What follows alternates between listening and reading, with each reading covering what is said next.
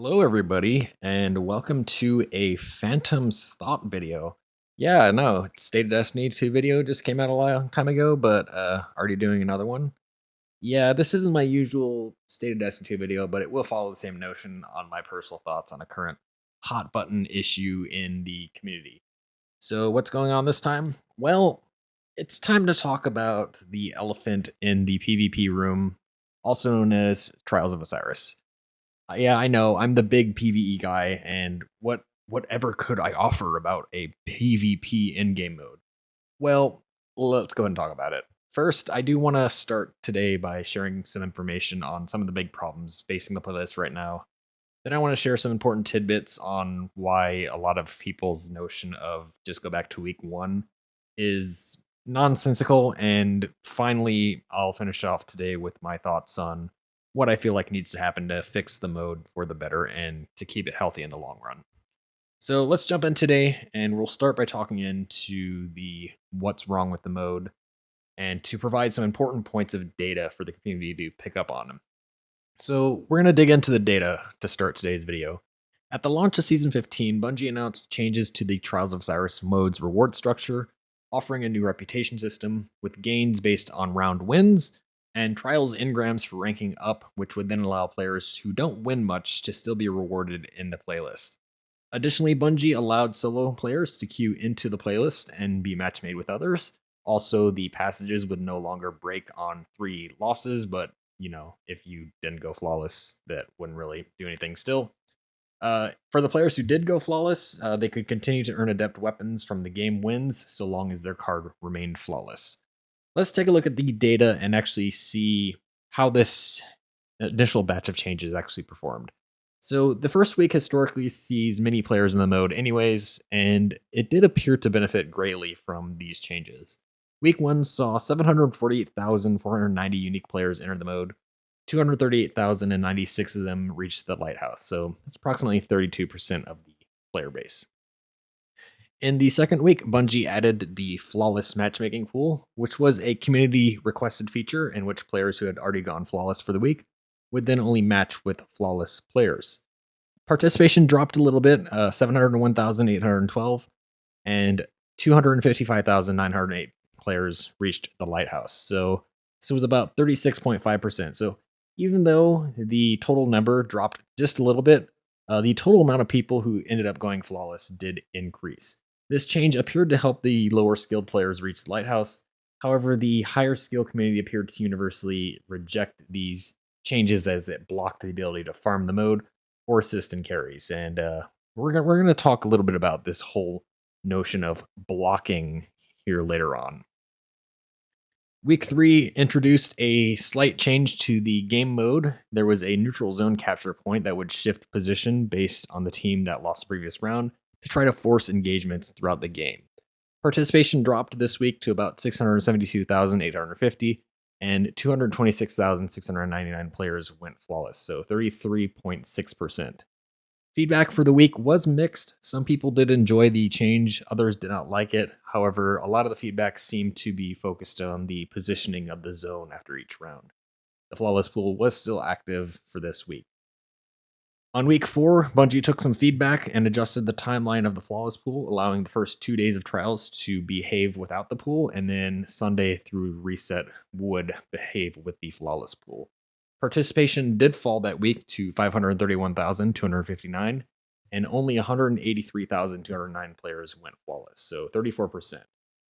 At this point in time, I feel like the community drop off for trials really took off, with the likely 34% of the flawless players remaining consistent, with others who did not go flawless starting to fall off. And again, we're going to talk about this as a problem here throughout the video later on.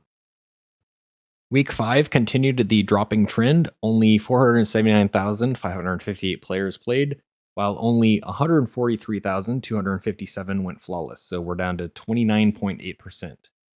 In week 6, Bungie introduced the solo queue or freelance playlist, where solo players would only queue in with other solo players.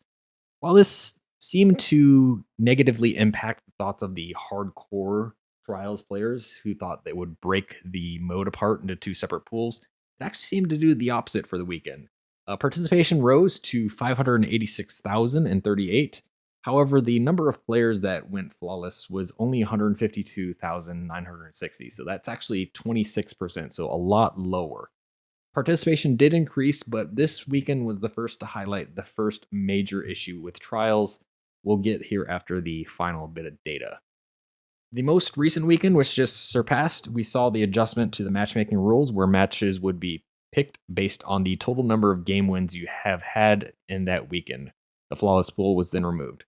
Bungie considered this to be their long-term solution. However, this turned out to be quite disastrous for the mode's population. Thankfully, it seems like the TWAB mentioned that this will be going away and reverting back to the previous flawless pool settings the next time Trials comes back. Player engagement for this weekend fell to 401,679, and only 99,629 went flawless, so 24.8%. So that's a lot of data. Let's see if we can simplify this a bit. We'll just make a couple of charts here to bring this all together. First, let's take a look at a chart showing the population and flawless player count by the week. We see a consistent decrease week by week, with the exception of week 6 having a small increase due to the solo queue playlist. If we use a simple linear regression model to predict the trend in player count, we see that on average, we're losing about 52,331 players in the playlist per week, and a loss of about 25,169 players who go flawless each week. I will point out right away that these are not perfect models. You can note the R-squared values here, which estimates the approximation of fit on the curve. The population curve is accurate at about 80%, and the flawless curve is at 90%, which is actually a very good fit for the approximation here. Regardless, if the playlist on average is trimming approximately 10 to 20% of the population each weekend, things will not improve. Let's look at another chart here. Let's take the percentage of people who go flawless each weekend. Again, we fit a single linear model here and show a trend of loss for about 1.6% each week. However, the R-square falls to 0.65, which is 65% accuracy, which isn't great, but it still shows the decreasing trend. Now, this decreasing trend is what many people refer to as the bottom crawl. What they mean by this is the lowest skill level of trials each weekend will abandon the playlist at the end of the weekend because they can no longer go flawless, which then raises the bottom to the players which are right above them, who then proceed to continue the trend week after week, so the bottom continues to fall off, or the bottom crawls up. What do the data show? It's quite simple, actually. The community sentiment around the trials is the primary driver of engagement in the mode is acquiring the loot from the lighthouse. Bungie has actually come out and openly stated that the best gear comes from flawless. This in turn has driven player sentiment towards making the lighthouse their ultimate goal of the run. When they find out that this is unattainable for them, they abandon the playlist. This is also what we know as raising the base skill level. When the low skill players abandon the mode, the base of the skill curve raises to players above them, who then, after that week, experience what the lowest skilled players do, and then they too abandon the mode. This is a feedback loop that just continues on and on and on. Now, I will admit, Bungie has done a great job in making the mode a bit more rewarding for all players, but they kind of threw out a double-edged sword at the same time by stating that flawless should be the pursuit of all players. The concept of flawless here means that in order for your team to get to flawless, 21 players do not do so. The moment you knock a team out, you inherently place a probability on those 3 players that they then see themselves as the base. The rewards that they want are no longer attainable, and then they abandon the mode. The unfortunate reality is that many in the PvP community need to accept is that the base needs to be strong and persistent for trials to succeed. If it is not, the mode will just continually loop into the point where nobody can go, or that rounds and matches become too difficult for people to successfully get flawless over and over again. So the hard reality that the hardcore need to accept is that flawless as a method of success and rewards in this playlist is inherently flawed. Get the joke there? And therefore, that's what needs to be targeted to actually fix Trials of Osiris. Then we have all those people who just come out and go, oh no, just go back to week 1. It will be so much better if you go back to the week 1 matchmaking system. Unfortunately, that's not going to do anything. Just go right back to the population plot. Even if you return the rules to week 1, the damage has already been done. The base has seen that there is no route to victory, where, again, victory is flawless, and have already abandoned the mode. They're not going to come back just because of a change to matchmaking rules.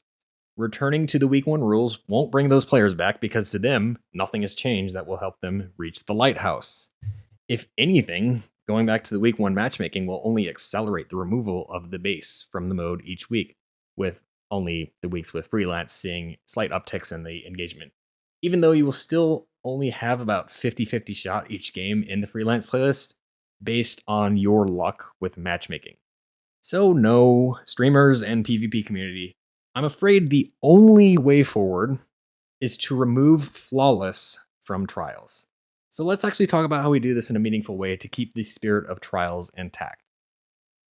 So we have the data. We see the fact that the mode is suffering from a persistent population bleed, and that the lowest skill abandon each week as they are unable to compete and earn top tier rewards.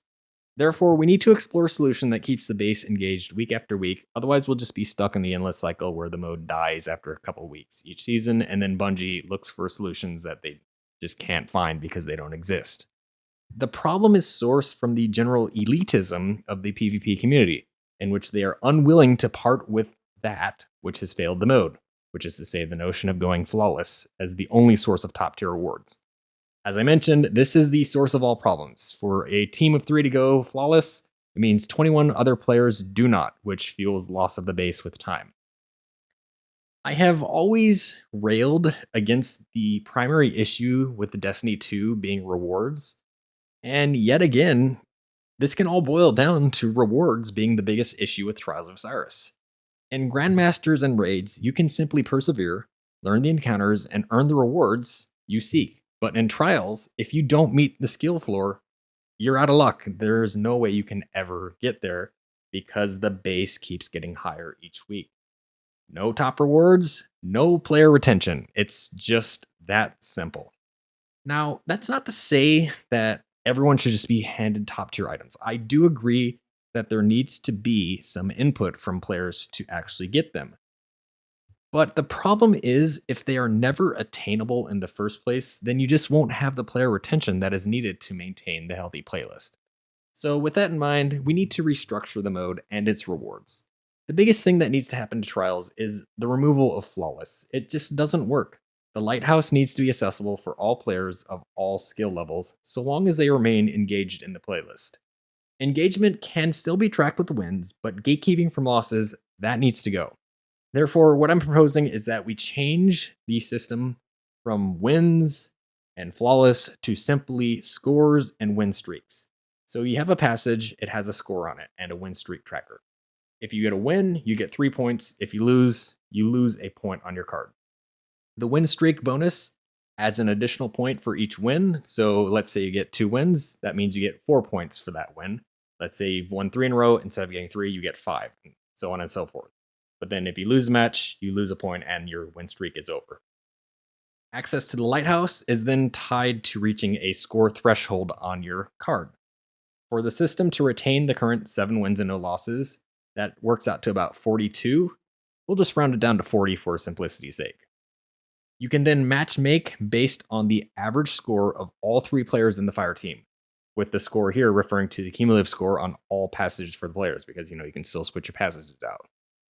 With this system, you no longer need to have resetting your passages because you're just tracking score at that point, so you can remove that little system from the game. This here would be the first major step in improving engagement metrics. Many players would then see the lighthouse as attainable with enough effort. The system would still enforce winning as the primary focus to reach the lighthouse, and matching based on average score would keep teams of closer skill together while allowing lower skilled players to only match among lower skilled players. Players who still enjoy doing the carry system or streaming carries would still be able to do so.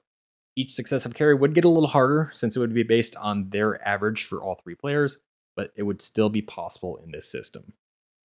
Additionally, I feel like we need to change the reward structure a little bit again. To such, I propose that you add Trials engrams as a possible reward for match completions. Make it about a 25% chance if you lose, and a 50% chance if you win. I would then reduce the price of all of the gear focusing, so non-adept and adept gear, by about 50 to 65% for each. Next, we're going to change how adept weapons work. So once you obtain an adept weapon for the first time, it is unlocked as a weekly focusing option once the player reaches the lighthouse. Therefore, the system would work very much identical to Master Mode Vault of Glass. So in Master Vault of Glass, once you get a time loss weapon, you can get more rolls of it no matter what week it is. We'll do the same thing for Trials here. Once you reach the lighthouse, that is considered the threshold, and then you can focus to adept weapons.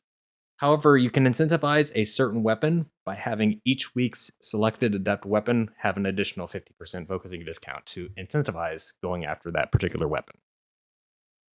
Lastly, since we're going to adjust the entire system to be point-based, that means that the passages will need to change. Therefore, what I propose is that Ferocity becomes, upon reaching a 3-win streak, you are just given 5 bonus points to your passage score.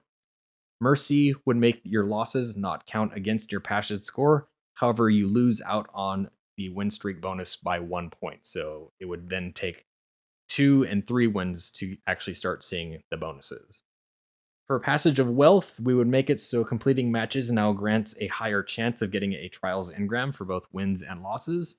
And then for Confidence, what you'll have it be is winning 7 matches in a row gives you the weekly adept weapon just straight up, and then resets your bonus so you can try for it again. This should be the first step in a 2-step process to rework Trials. I think the second phase of the rework should focus on what Bungie originally proposed as this mode, being a weekend to weekend tournament, with the tournament aspect becoming the primary focus of Trials of Osiris. So how that would work is that at the end of each weekend, everyone's scores in the community would be tallied up. So you take all 4 passages, you tally the score on each one, you get a total. Based on that score, you then give out additional rewards. So for the top 5% players, they would get a gold tournament package from Saint 14. In that package would be 5 Trials engrams, 3 Ascendant shards, a special unique emblem, which would then give a different colored armor glow, and then a special item called a gold tournament ticket. Now, this special gold tournament ticket would expire at the end of the next weekend's tournament, and it would grant a 50% additional discount to all Trials focuses for that player. So that's on top of any other discounts that are active. For the top 10%, they would get a silver package that would have 3 Trials engrams, 2 Ascendant shards, and a silver ticket. The silver ticket would have a 25% discount. And then finally, the top 25% would get the bronze package, which would have a single Trials engram, a single Ascendant shard, and a bronze ticket, which would grant a 10% discount. So a bit to take in here, but the big gist here is that Trials is in need of a serious reward restructure and a reformatting. Now, I know that this whole feedback that I'm giving here, the PvP hardcore will be, no, stand firmly against it. I don't give a damn what they think. Their elitist behavior is what started this, and it is continuing to stir these problems. On the flip side, it's time for Bungie to understand that the whole notion of flawless is just not going to work. It's just going to continue with the player bleed. 21 players lose out for 3 to go flawless.